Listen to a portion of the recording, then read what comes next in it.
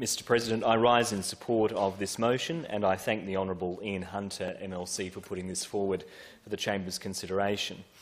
May 17 is the International Day Against Homophobia, Biphobia, Intersexism and Transphobia, Ida Hobbit Day. And for me, it's an opportunity for us to reflect on how far we have come, but also, as the Honourable Member has stated in his remarks, it's also a time for us to reflect on the work that is yet to do.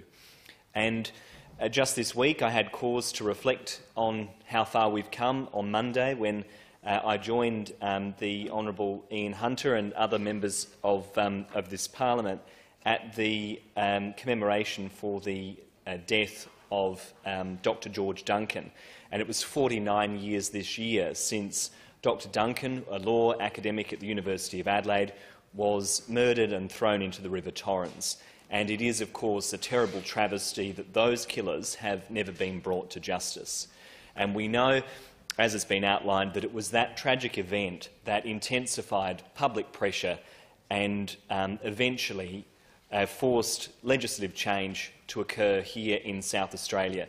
And South Australia became the first state in our nation to decriminalise homosexual acts, a breakthrough moment for South Australia. And we've achieved an awful lot since then, but there is lots of work to do. I certainly echo the comments made by the Honourable Ian Hunter regarding conversion therapy. This is an issue of grave concern for the Greens. Those practices are abusive. This idea that you can lead somebody to change their sexuality is not supported by any of the evidence, and it actually puts vulnerable young people in a really invidious position. It compounds their stress and anxiety and has a range of terrible health outcomes. And so that is something that this Parliament needs to work to scrap as an urgent priority.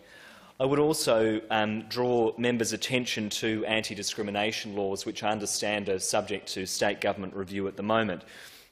Currently, religious organisations have exemptions to those laws, and I think it is appalling that religious organisations have the capacity to discriminate against gay, lesbian, transgender people, students, teachers.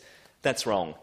And organisations that take public funding, take public money, should not get a get-out-of-jail card when it comes to anti-discrimination laws. That's something that needs to change.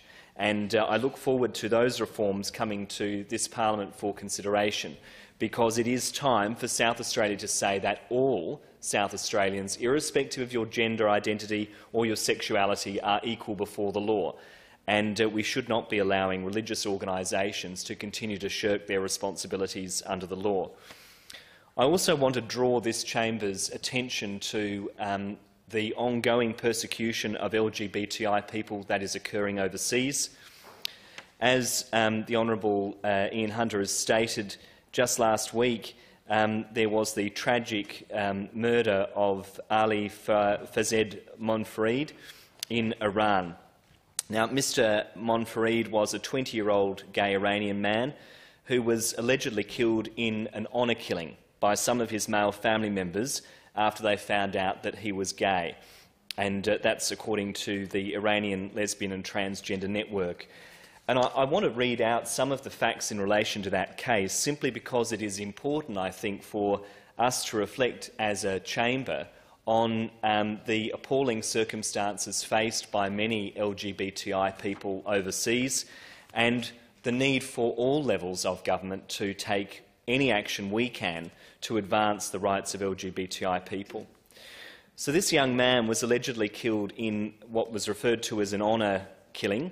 I'm quoting from the article of NBC by Joe Ubaka, dated the 12th of May of 2021 this year. He received an exemption card in the mail from the Islamic Revolutionary Guard Corps after disclosing his homosexuality, but one of his male relatives found it and discovered that he was gay. The organisation reported that the relative had previously told this man's father that the young man had dishonoured his family due to the way that he dressed. After finding the exemption card, a group of male relatives took Felizi Monfarid to a rural village on the 4th of May and killed him. And the card and the exemption for homosexuality as a disease put this man in danger. The organisation SIXRANG, which is an organisation that advocates for LGBTI people in Iran, and again this is NBC reporting, said that the alleged killers after the event, the atrocious murder had taken place, called the man's mother and told her where to find her only son's beheaded body. I mean, this is horrific, Mr. President, and sadly a reminder of the hate crimes that we see unfolding many places around the world. And I'm also reminded, of course, of the persecution of LGBTI people in Russia and the appalling persecution of LGBTI people in Chechnya. So we do need to do whatever we can to address that ongoing human rights abuse.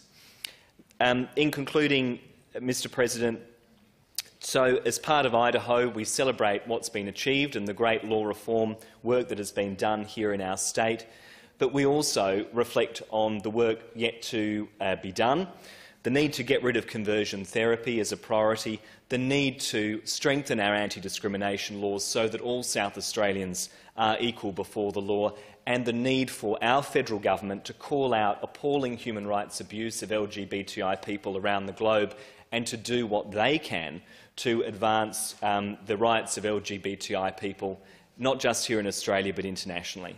Thank you.